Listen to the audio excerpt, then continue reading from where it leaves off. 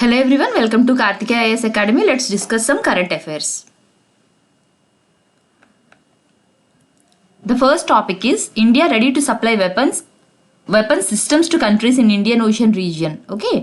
India is ready to supply weapons.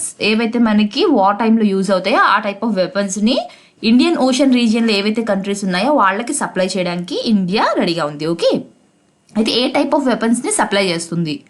Missiles, electronic warfare systems ఏ కంట్రీస్కి ఇస్తుంది? The countries which are in the Indian Ocean region. This is shortly known as IOR. Okay, అయితే దేనికి యాక్చువల్గా ఎందుకు why we need to give ఆ weapons to someone అంటే ఇది ఓన్లీ ఒక సింగిల్ కంట్రీ మాత్రమే డెవలప్ అయ్యి స్ట్రాంగ్గా ఉంటే సరిపోదు. If we have to fight against something, ఎవరైతే మన ఫ్రెండ్లీగా ఉన్నారో లేకపోతే with whom we are working as groups వాళ్ళందరూ కూడా అంతే స్ట్రెంత్గా ఉండాలి. వాళ్ళందరి దగ్గర కూడా ఆ రిక్వైర్డ్ ఎక్విప్మెంట్స్ అవి ఉండాలి, లేకపోతే వార్ఫేర్కి కావాల్సిన ఏమి ఉండాలో అవి కూడా వాళ్ళ దగ్గర ఉంటే రెడీలీ దే విల్, అంటే అన్నీ కూడా అవైలబుల్గా అందరి దగ్గర ఉండాలి అన్న ఇంటెన్షన్తో దే ఆర్ షేరింగ్ అనమాట. It's like see if some situation is there where India has to fight and the regions which are in support of India they will also fight for India. But అప్పుడు fight చేయాలి అంటే they even need to have some weapons, they should be strong. లేదా వాళ్ళ own problems ఏవైతే ఉన్నాయో వాటిని వాళ్ళు tackle చేసుకోవాలన్నా దే షుడ్ బి ఇనఫ్. అంటే ఏదైతే ఒక వార్కి కావాల్సి ఉంటుందో ఆ వెపన్స్ ఏవైతే ఉంటుందో, it's not like you have to go for a war now. But ఏదైనా సిచ్యువేషన్ కంట్రీ మీదకి వస్తే, కంట్రీ సెక్యూరిటీ కోసం వస్తే they should have enough weapons readily to save the country. So ఎవరికి అది సప్లై చేస్తుంది? To the countries which are in the Indian Ocean region. Okay, now Indian Ocean region countries are becoming globally competitive and are developing new technologies. It's not like only India is developing.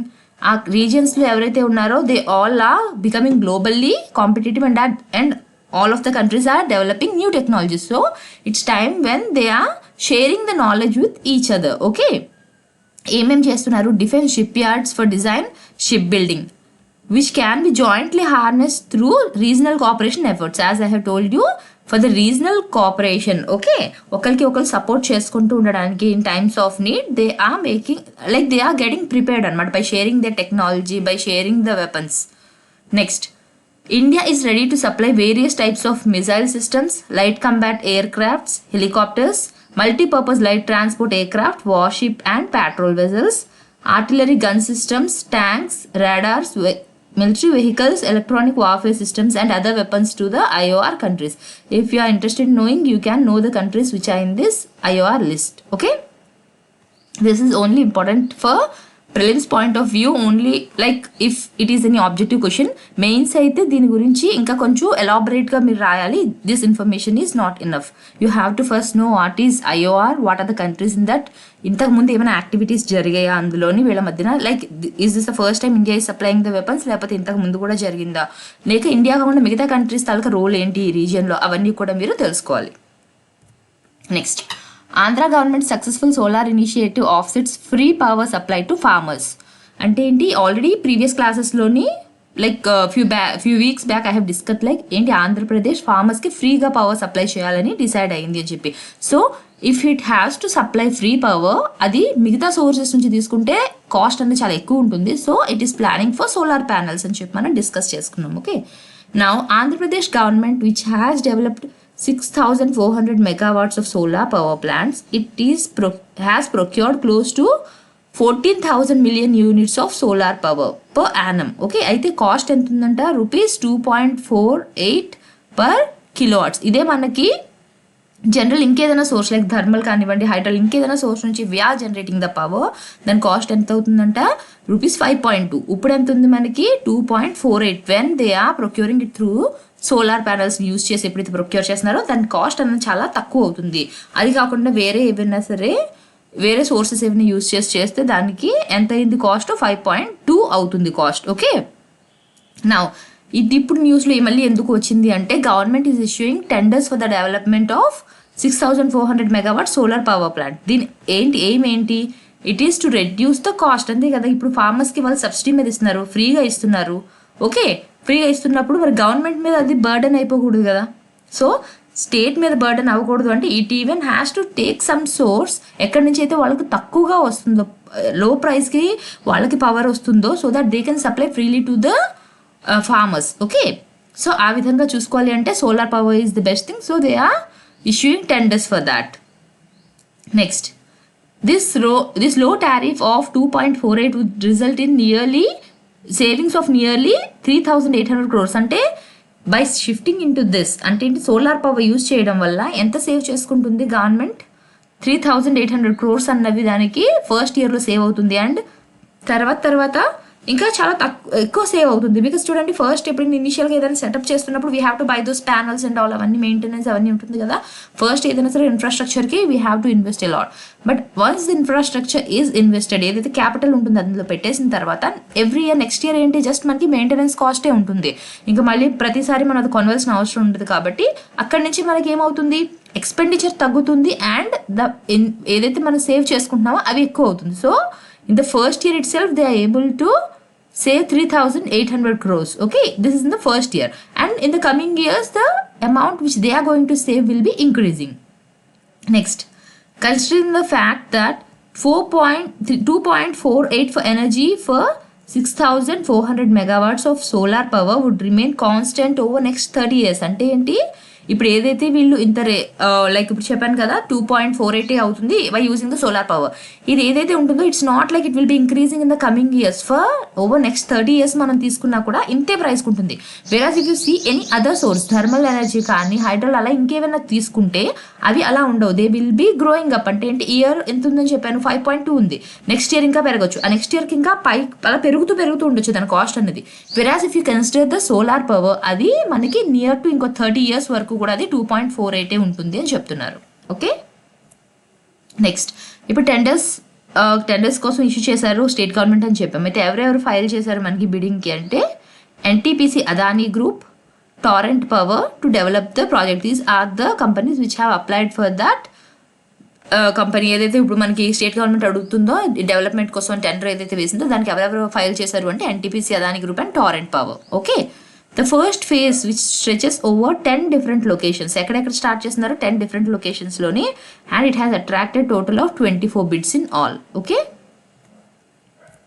next, Maiden Council to meet today to finalize SKA, world's largest radio telescope. SKA అంటే ఏంటి, world's largest radio telescope.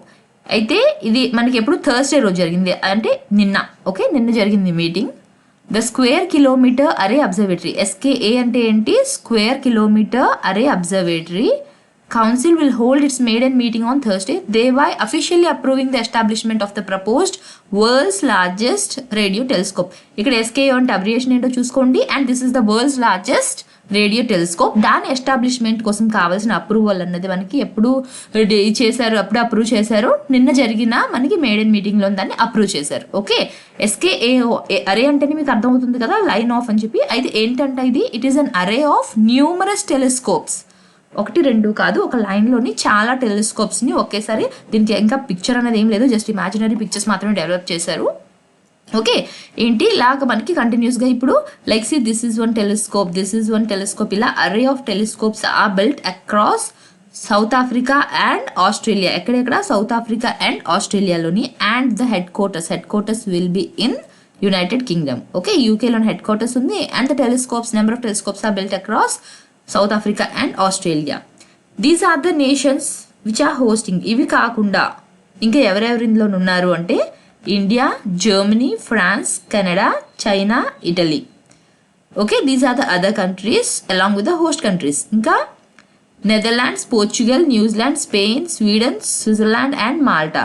వీళ్ళందరూ ఎవరు, మనం మొత్తం వీళ్ళంతా కూడా ఈ 3 countries కాకుండా ఉన్న రిమైనింగ్ కంట్రీస్ ఏవైతే ఇక్కడ మెన్షన్ చేశారో అవన్నీ కూడా participating countries which are collaborating in this mega project. అంటే ఏంటి, these countries are also going to contribute in this project. ఇవి ఏదైతే లైక్ ఎవరి తలక ఇది ఐడియా, ఎవరు ఇది ఫస్ట్ ఎస్టాబ్లిష్ చేస్తున్నారు అంటే these are the countries. Okay, వీళ్ళతో పాటు పార్టిసిపేటింగ్ కంట్రీస్ ఎవరైతే ఉన్నారో వా కొలాబరేటింగ్ అంటే these are the countries. Just you have to remember the names, తప్పదు. ఎందుకంటే కొన్నిసార్లు నేమ్స్ ఇచ్చి ఇందులోనే ఒక నేమ్ రాంగ్ ఇచ్చి ఏది లేదు, ఏ కంట్రీ ఇందులో పార్టిసిపేటింగ్ కంట్రీ కాదు, ఆ విధంగా కూడా అంటే డైరెక్ట్ క్వశ్చన్ కాదు, మీకు అడిగిన క్వశ్చన్లో one of the option will be in that way. So మీరు ఈ నేమ్స్ అనేవి నేర్చుకోవాలి. Next, UK ratified an international treaty convention which was required towards setting up the SKO council. SKO council ఏదైతే ఉందో అది సెటప్ చేయడం కోసం ఒక ఏది ట్రీటీ కావాలి, దాన్ని ఎవరు రాటిఫై చేశారు? యూకే రాటిఫై చేశారు. ఇంతకుముందు సేమ్ ఇటువంటి టైప్ ఆఫ్ ట్రీటీ దానికోసమే ఎవరు రాటిఫై చేశారు? మనకి Netherlands, Portugal, Australia, south Africa and Italy. Okay, next SKAO council, ఇది మీటింగ్ అయింది అని చెప్తున్నాం. అంటే actually what this SKAO council is, this is an umbrella body to plan, oversee and undertake on-site civil construction and manage future operations of the telescope. ఈ telescope taluka construction and maintenance, okay, construction, administration, maintenance ఏవైతే ఉంటుందో దానికి సంబంధించినవంతా కూడా ఈ కౌన్సిలే చూసుకుంటుంది. Okay, next during the period of next 10 years it is estimated that 1.8 billion euros ఎంత ఖర్చు అవుతుందని చెప్తున్నారు? 1.8 billion euros అన్నవి first phase of construction of this telescope they have to expend 1.8 billion euros. Okay, అయితే దీంట్లోని ఇప్పుడు మన కంట్రీకి సంబంధించి ఇంపార్టెంట్ పాయింట్ ఏంటి అంటే India has propose to fund about 6% of the total budget. ఎంత బడ్జెట్ అయితే దీనికి అవుతుందో దాంట్లో 6% India is going to contribute. Okay, so what you have to remember here what SKO council is.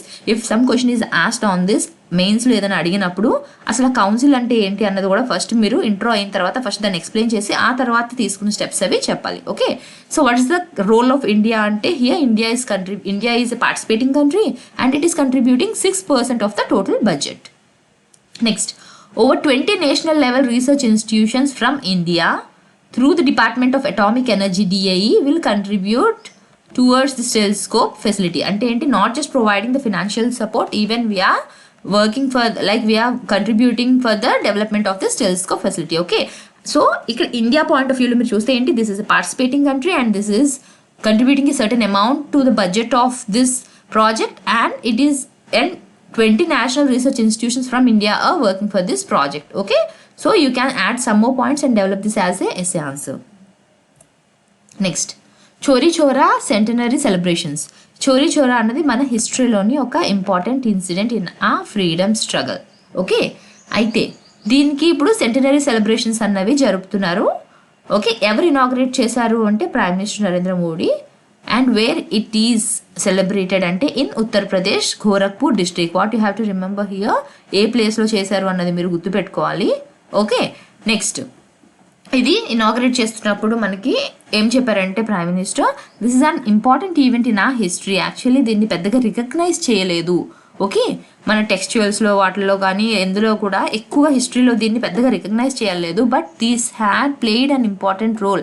దేంట్లోని మిగతా వాళ్ళల్లో కూడా మన కంట్రీ కోసం ఫైట్ చేయాలి అన్న ఫీలింగ్ని పెంచడంలోని this incident played an important role అని చెప్పి it has brought change in many people. Country కోసం ఫైట్ చేయాలి అవన్నీ కూడా ఏంటి మోటివేటింగ్గా కానివ్వండి, ఇన్ఫ్లుయెన్సింగ్గా కానీ it worked a lot. So కాకపోతే దీంట్ని మన హిస్టరీలో పెద్ద సిగ్నిఫికెంట్గా ఎప్పుడు చూపించలేదు. But it has a lot of significance and he appreciated that UP government has taken the initiative in celebrating this incident అని చెప్పి. ఓకే, నెక్స్ట్ అయితే ఏం చేశారు యూపీ గవర్నమెంట్, ఏం చేశారు అంటే it is releasing a postal stamp. Okay, ఎవరు release చేశారు? ప్రైమ్ మినిస్టర్ రిలీజ్ చేశారు via video link. Okay, next దేనికి ఇది, it is to dedicate to the Chauri Chaura incident that took place on Feb 4, 1922. Here comes the date, you have to remember this.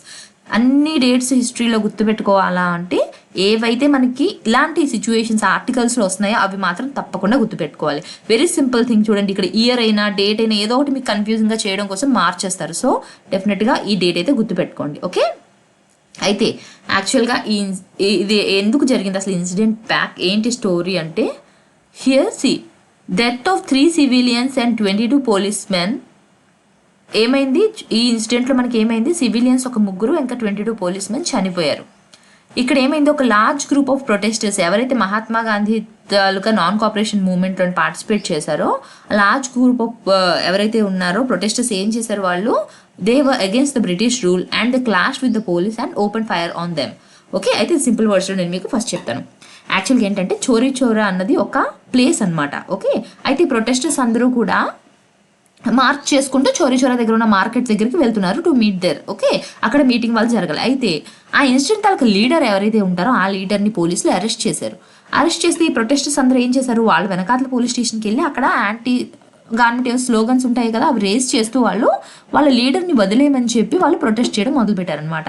అయితే ఎప్పుడైతే వీళ్ళని control చేయడం కోసం police అక్కడి నుంచి ఫైర్ చేయడం స్టార్ట్ చేసిందో, ఇక్కడ ఆల్రెడీ ఎవరైతే వీళ్ళు ఫుల్గా రేసింగ్లో ఉన్నారు కదా, ఏం చేశారు వీళ్ళు వెళ్ళి అగ్గి పెట్టేశారనమాట, ఫైర్ పెట్టేశారు. దేనికి? పోలీస్ స్టేషన్కి పెట్టేశారు. పోలీస్ స్టేషన్కి పెట్టేయడం వల్ల ఏమైంది, అక్కడ ఉన్న పోలీస్ పీపుల్ ఎవరైతే ఉంటారో వాళ్ళు లైవ్గా బర్న్ అయిపోయారనమాట. ఓకే, అందులో మన ఇండియన్ పోలీస్ వాళ్ళు కూడా ఉన్నారు. ఏమైంది, మొత్తం చాలా మంది కాలిపోయారు. కాలిపోవడం వల్ల ఆ ఇన్సిడెంట్ తర్వాత ఏమైంది, గాంధీజీ యాక్చువల్గా ఏంటి, he always supports non violence, ఆయనకి ఇలాంటి వైలెన్స్ ఇష్టం ఉండదు.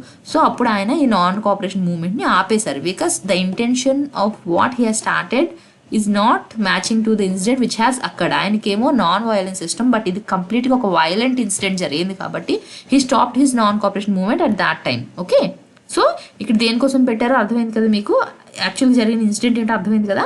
సో ఇప్పుడు అది మనకి ఇండియన్ ఫ్రీడమ్ స్ట్రగల్లో ఇది ఒక ఇంపార్టెంట్ ఇన్సిడెంట్, బట్ దీన్ని పెద్దగా గుర్తించలేదు అని చెప్పి దీనికి ఇప్పుడు సెంటనరీ సెలబ్రేషన్స్ అన్నవి చేస్తున్నారు. నెక్స్ట్, యూపీ గవర్నమెంట్ ఇంకా ఏం ప్లాన్ చేసింది, it has planned year of celebrations, మొత్తం ఇయర్ అంతా కూడా సెలబ్రేట్ చేయాలని అనుకుంటుంది in 75 districts of the state in the memory of the martyrs. Okay, దీని తర్వాత ఇన్సిడెంట్ జరిగిన తర్వాత చాలా మందిని మన వాళ్ళని అరెస్ట్ చేయడం, వాళ్ళు చనిపోవడం కూడా జరిగింది. ఓకే, సో వాళ్ళు ఏంటంటే వాళ్ళ మెమరీగా ఏంటి మొత్తం ఈ ఇయర్ అంతా కూడా సెలబ్రేట్ చేయాలని చెప్పి గవర్నమెంట్ డిసైడ్ అయింది. Next, the UP government has prepared a specialised logo, ఒక స్పెషలైజ్డ్ లోగోని కూడా ప్రిపేర్ చేస్తున్నారు. And for the year long festivities, ఇప్పుడు ఇయర్ లాంగ్ సెలబ్రేట్ చేయాలంటున్నారు కదా, దానికోసం స్పెషలైజ్డ్గా ఈ లోగో అన్నది. And it plans to use it on the government official letter heads over the next year. ఈ నెక్స్ట్ ఇయర్ ఎంత ఏం చేయాలనుకుంటున్నారు, ఈ గవర్నమెంట్ అఫీషియల్ లెటర్ హెడ్స్ ఏవైతే ఉంటాయో వాటి మీద దీన్ని లోగోగా ప్రింట్ చేయించాలనుకుంటున్నారు, ఈ చోరీ చోరా ఇన్సిడెంట్కి సంబంధించింది. Okay, next, the government has also decided to undertake beautification of the memorials of martyrs. Martyrs ఎవరైతే ఉన్నారో, like who has sacrificed their life for the country, fighting for the country, వాళ్ళ తాలూకా మెమోరియల్స్ ఏవైతే ఉన్నాయో వాటిని మళ్ళీ అందంగా తయారు చేయించాలి అండ్ వాళ్ళ ఫ్యామిలీస్ని కూడా ఫెలిసిటేట్ చేయాలి అని చెప్పి డిసైడ్ అయ్యారు. Okay, beautification of the memories and felicitation of their families. ఇంకా నెక్స్ట్ ఇంకా ఏం తీసుకున్నారు ఇనిషియేటివ్ అంటే, CM Adityanath has asked the department of education to ensure that చోరీ Chaura incident is properly included in the syllabus of the secondary government schools. మన ఏవైతే history books ఉంటాయో వాటిలోని ఈ ఇన్సిడెంట్ కూడా ఇంక్లూడ్ చేయమని చెప్పారు వాళ్ళ సిలబస్లోని. ఇంకా స్కూల్స్లోని ఈవెంట్స్ని కూడా కండక్ట్ చేయమని చెప్పారు. ఆన్ దిస్ అంటే ఈ సెలబ్రేషన్స్కి పార్ట్ ఆఫ్ దిస్ వాళ్ళు ఈ ఈవెంట్స్ని కూడా కండక్ట్ చేయమన్నారు, like debates, poetry etcetera, all this year long ఇదే సేమ్ థీమ్తోని కంటిన్యూ చేయమని చెప్పారు. నెక్స్ట్, ఏరో ఇండియా 2021, ఇది మనం న్యూస్లోని లాస్ట్ 3 days నుంచి చూస్తున్నాం. ఏంటిది, ఏరో ఇండియా 2021 అన్నది ఈ షో మనకి ఎక్కడ పెడుతున్నారు, బెంగళూరులోని పెడుతున్నారు. Okay, this is at Bengaluru Yelahanka, బెంగళూరులోని యలహంక అన్న ప్లేస్లోని జరుగుతుంది మనకి. అయితే Karnataka government department of industrial training and employment in collaboration with Tata Technologies showcasing their initiative. మీరు ఈ 3 పేర్లు గుర్తుపెట్టుకోండి. ఎవరెవరు, Karnataka government department of industrial training and employment, ఇంకా ఎవరితో collaborating with Tata Technologies. These are together working and showcasing their initiative. దేనికోసం ఇది, transformation of 150 government industrial training institutes into technological hubs. ఏవైతే మనకి ఐటీఐస్ ఏవైతే మనకు ఉన్నాయో గవర్నమెంట్ ఇండస్ట్రియల్ ఇన్స్టిట్యూట్స్ని వాటిని టెక్నాలజికల్ హబ్స్గా మార్చుతున్నారు త్రూ దిస్ షో. ఓకే, అయితే ఇది ఎన్నో ఎడిషన్, ఇది this is the 13th edition. ఇది గుర్తుపెట్టుకోండి, మీకు కన్ఫ్యూజ్ చేయడానికి 12th ఇలా అలా కూడా ఇవ్వచ్చు. This is the 13th edition and this is biennial. అంటే ఏంటి, మనకి ఎవ్రీ అదర్ ఇయర్, అంటే ఇయర్ జరిగింది నెక్స్ట్ ఇయర్ జరగదు, మళ్ళీ నెక్స్ట్ ఇయర్ జరుగుతుంది అలా అనమాట. Like you can say alternative year, ఒక ఇయర్ విడిచి ఇంకొక ఇయర్ ఇలా జరుగుతూ ఉంటుంది అనమాట. ఇందులో ఇప్పుడు ఇది ఎన్నో ఎడిషన్, ఇది మనకు జరిగేది 13th ఎడిషన్ జరుగుతుంది. Okay, HAL, Hindustan Aeronautics Limited, came up with Atmanirbhar Formation Flight. What does it consist? It consists of products like LCA trainer, lift trainer, HTT-40, IJT Advanced Hawk MK-132 and Civil DO 228.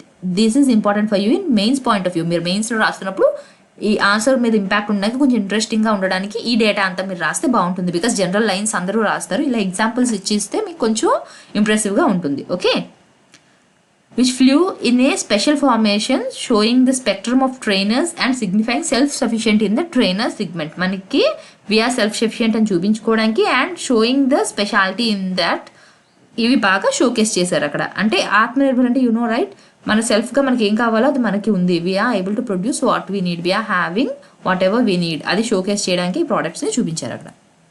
Next, there was a scintillating display of Dhanush formation. Okay, అక్కడ ఏం display చేశారు గుర్తుపెట్టుకోండి. And important thing is ధనుష్ని కూడా display చేశారు.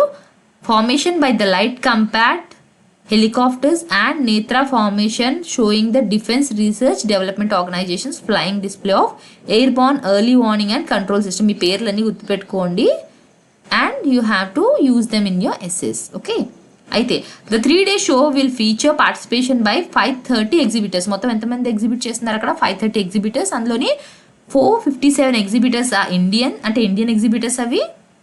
And 74 foreign exhibitors, వేరే country వాళ్ళు కూడా వస్తారని ఆల్రెడీ మనం ముందు కూడా డిస్కస్ చేసుకున్నాం కదా. యూఎస్ఏ వాళ్ళు కానివ్వండి, రష్యా వాళ్ళు వచ్చి వాళ్ళు డిస్ప్లే చేస్తున్నారు అని, వాళ్ళ దగ్గర ఫ్లైట్స్, ఎయిర్ క్రాఫ్ట్స్ మనం ఏవైతే పర్చేస్ చేస్తున్నామో వాటి కోసం చెప్తున్నప్పుడు నేను చెప్పాను వాళ్ళు ఏమేమి వచ్చి మనకి డిస్ప్లే చేస్తున్నారో కూడా ఆ రోజు నేను మీ క్లాస్లో మెన్షన్ చేశాను. ఓకే, అవన్నీ అలా ఫారెన్ కంట్రీస్ నుంచి వచ్చి చేసేవాళ్ళు ఎంతమంది? 74 foreign exhibitors. Okay, from around the world.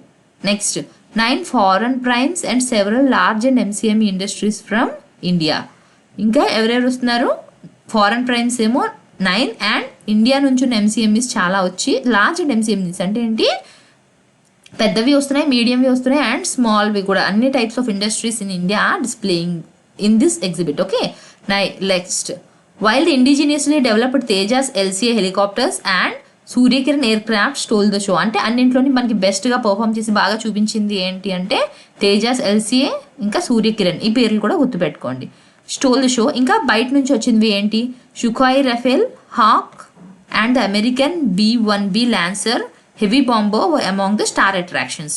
These are the attractive, అంటే షోలో మొత్తం అట్రాక్టివ్గా ఉన్నవి ఏంటి అంటే మన తేజాస్ అండ్ సూర్యకిరణ్ అండ్ వేరే కంట్రీస్ నుంచి వచ్చినవి ఇవి. Okay, next, Rajnath Singh on Wednesday said that India plans to spend $130 billion. దేనికోసం ఇది? For defence modernisation in the next 7 to 8 years. ఇప్పుడు అందరూ అన్ని డిస్ప్లే చేస్తున్నారు. So we are even knowing what the other countries are having. ఇంకా మనం ఎక్కడ డెవలప్ అవ్వాలి, what are technologies even we need to include, మనం ఏం డెవలప్ చేసుకోవాలి, it will be showed there. మనకు తెలుస్తుంది కదా where we are lacking, where we want to develop అని. అలాగా డిఫెన్స్ మోడర్నైజేషన్ కథను నెక్స్ట్ 7 to 8 yearsలోని ఎంత ప్లాన్ చేస్తున్నారన్నారు? ఇండియా $130 బిలియన్ ఎక్స్పెండ్ చేయడానికి ప్లాన్ చేస్తున్నారు. For what? With the focus on domestic manufacturing of bigger and complex platforms. Here again they are encouraging the indigenous products. Next, SpaceX Starship prototype rocket explodes on landing after test launch. Already SpaceX మనం ఎక్కడ discuss చేసాం, మొన్న కూడా చెప్పాను మీకు. It record break చేసింది, చాలా more number of satellites ఇప్పుడు వరకు ఏది పంపించింది? SpaceX పంపించింది. ఓకే, ఇది కూడా లాస్ట్ టైం నేను లాస్ట్ వీక్లో మీతో డిస్కస్ చేశాను. ఓకే, అయితే ఇప్పుడు ఇక్కడ టాపిక్ ఏంటి అంటే వాళ్ళ రాకెట్ ఏదైతే ఉందో స్టార్షిప్ రాకెట్, అది ల్యాండ్ అవ్వక ముందే అది ఏంటి ఫస్ట్ ఇలాగా స్టార్ట్ చేస్తారు కదా, లిఫ్ట్ అప్ అవుతుంది కదా, లిఫ్ట్ అయిన తర్వాత కొంచెం సేపటికి అనమాట వెళ్ళి అది బ్లాస్ట్ అయిపోయింది.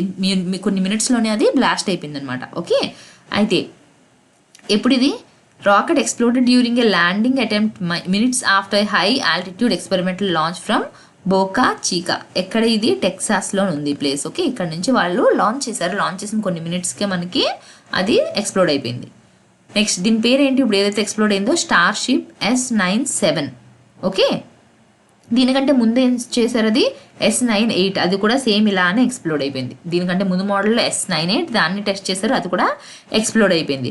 అయితే దీన్ని ఎవరు డెవలప్ చేస్తున్నారు? SpaceX కోసం మనకు ఆల్రెడీ తెలుసు కదా ఎవరు? Elon Musk. ఇది ఒక ప్రైవేట్ స్పేస్ కంపెనీ. అండ్ దీని ప్లాన్ ఏంటి? It wants to carry humans into the space. ఇది కూడా ఆల్రెడీ డిస్కస్ చేసాం మనం. And 100 tons of cargo on future missions to the moon and మార్స్కి హ్యూమన్స్ని క్యారీ చేయడానికి అండ్ ఏమంటారు కార్గోని తీసుకెళ్ళడానికి, లైక్ స్మాల్ శాటిలైట్స్ ద్వారా స్మాల్ కస్టమర్స్ ఎవరైతే ఉంటారో వాళ్ళకి కావాల్సిన వాటి కోసం ఈ ప్రాజెక్ట్ అనేది. His main aim is to make it affordable. Space వెళ్ళడం అన్నది అందరికీ అఫోర్డబుల్గా ఉండేలా చేయాలి అనే ఇంటెన్షన్తో హీస్ ట్రయింగ్ దిస్. అయితే the federal aviation administration said it would oversee an investigation. So ఇప్పుడు డెఫినెట్గా ఏదైనా ఎక్స్ప్లోడ్ అయిందంటే దేనివల్ల అయింది అనేది ఇన్వెస్టిగేట్ చేస్తారు కదా. Who is that agency? FAA, federal aviation administration. It is investigating on that. ముందు జరిగిందని కూడా దే హ్యావ్ ఇన్వెస్టిగేటెడ్. ఏదైతే S98 నేను చెప్పానో అది ఎక్స్ప్లోడ్ అయిందని అప్పుడు కూడా చేశారు. Okay, next, the complete Starship rocket which will stand, దీని హైట్ అండ్ మెజర్మెంట్ ఏంటి అంటే 394 feet, అంటే ఎంత 120 meters tall, when mated with its heavy super first stage booster. It is the company's next generation fully reusable launch vehicle. మొత్తం మీరు previous క్లాసెస్లో చూస్తే దీనికోసం స్పేస్ ఎక్స్ కోసం నేను మొత్తం క్లియర్గా ఎక్స్ప్లెయిన్ చేశాను మీకు. Next, his ambition is to make space travel more affordable and routine. ఇదొక ఏదో పెద్ద విషయంలా కాకుండా it's a common thing, every one can effort this అన్న టైప్లో చేయాలని అతని ప్రాజెక్ట్. అయితే ఆల్రెడీ చెప్పాను కదా ఇన్వెస్టిగేషన్ అవి చేస్తున్నారు అని. ఆయన చెప్పేది ఏంటంటే ఈ ఏజెన్సీ ద్వారా వీళ్ళు పెట్టే ఇన్ని రూల్స్ అన్ని చూస్తే it's very difficult for someone to go in to Mars మీదకి వెళ్ళడమే హ్యూమన్ లైఫ్కి థ్రెట్ అన్న టైప్లోని ఉంటాయి వీళ్ళ కండిషన్స్. సో అన్ని సాటిస్ఫై చేయాలన్నా కూడా చాలా కష్టం అన్న టైప్లోని he gave his explanation. Okay, the first orbital Starship flight is planned for years and ఈ ఇయర్ ఎండ్కి ప్లాన్ చేస్తున్నారు. దీనికోసం చేస్తున్న ట్రయల్స్ అనమాట. ట్రయల్స్లోని ఇవన్నీ కూడా ఇలా ఎక్స్ప్లోడ్ అయ్యాయి. ఇప్పటికి 2 కూడా ఎక్స్ప్లోడ్ అయిపోయాయి. Okay, he intends to fly Japanese billionaires Yushaku Maezawa.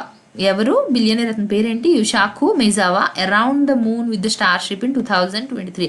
It is అంటే మెయిన్ ఇది ఒకటి గుర్తుపెట్టుకోండి. ఎవరిని తీసుకువెళ్ళాలన్న ఇంటెన్షన్ ఇది. జపానీస్ బిలియనర్ యుషాకు మెజావా ఎక్కడికి తీసుకువెళ్ళాలి? మూన్ చుట్టూ తీసుకువెళ్ళాలి విత్ హిస్ స్టార్షిప్ 2023లో తీసుకువెళ్ళడం కోసం ఇప్పుడు ఏదైతే ఉంటున్నాయో అవన్నీ కూడా టెస్ట్ చేస్తున్నారు. ఇప్పటికీ 2 కూడా ఫెయిల్ అయ్యాయి. 2 కూడా ఇలానే సేమ్ వెళ్తున్నప్పుడు ఏమవుతుందంటే it's again changing it's direction. కింద వైపు తిరిగి అది ల్యాండింగ్ అన్నది వచ్చేటప్పటికి ఇంకా ఎక్స్ప్లోడ్ అయిపోతుంది అది. Okay, sample questions. With reference to Aero India 2020, which of the following statements is are correct? It is the 13th edition of the triennial Aero India 2021. The 3-day Aero India show at Bangalore's Yelahanka. Second option is true. Bangalore Yelahankaloనే అవుతుంది. First option లోని this is the 13th edition, but ఏమైందంటే this is biennial, this is not triennial. So here the option is wrong and the answer will be only 2. Which of the below statements is or are correct? Prime Minister Narendra Modi Thursday inaugurated a series of events to kick off the Chori Chora centenary celebrations in New Delhi. He also released a postage stamp via video link. This is true, but ikkada New Delhi kaadu, this is UP. ఈ celebrations ఎక్కడ జరుగుతుంది మనకి? ఉత్తరప్రదేశ్లో, not in new Delhi. So this statement is not correct. Here also the answer is only 2. Which of the below statements is are correct with respect to SKA? The SKAO, an array of numerous telescopes built across South Africa and Australia. This statement is true. It will have its headquarters in Australia. This is not Australia. It is going to have its headquarters in United Kingdom. So here only 1 is true. Thank you.